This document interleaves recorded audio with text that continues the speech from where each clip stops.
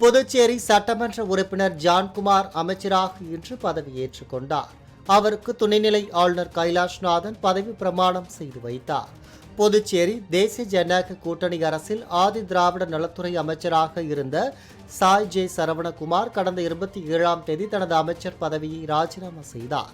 இதனையடுத்து புதுச்சேரி காமராஜர் நகர் தொகுதி சட்டமன்ற உறுப்பினர் ஜான்குமார் அமைச்சராக நியமிக்கப்பட்டார்.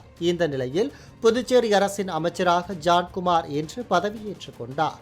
அவருக்கு புதுச்சேரி துணைநிலை ஆளுநர் கைலாஷ்நாதன் பதவி பிரமாணமும் ரகசிய காப்பு பிரமாணமும் செய்து வைத்தார். இதேபோல் நியமன சட்டமன்ற உறுப்பினர்களாக நியமிக்கப்பட்ட இந்து முன்னணி செல்வம், காரைக்காலைச் சேர்ந்த தொழிலதிபர் GNS ராஜசேகர் மற்றும் முன்னாள் எம்எல்ஏக்களும் நியமன சட்டமன்ற உறுப்பினர்களாக பதவியேற்றுக் கொண்டனர். இதேபோல் இந்து முன்னணி செல்வம், காரைக்காலைச் சேர்ந்த தொழிலதிபர் GNS ராஜசேகர் மற்றும் முன்னாள் எம்எல்ஏ தீபாய் தான் ஆகியோர் நியமன சட்டமன்ற உறுப்பினர்களாக சட்டப்பேரவை சபாநாயகர் அலுவலகத்தில் பதவியேற்றுக் கொண்டனர். அவர்களுக்கு சபாநாயகர் செல்வம் பதவி பிரமாணம் செய்து வைத்தார்.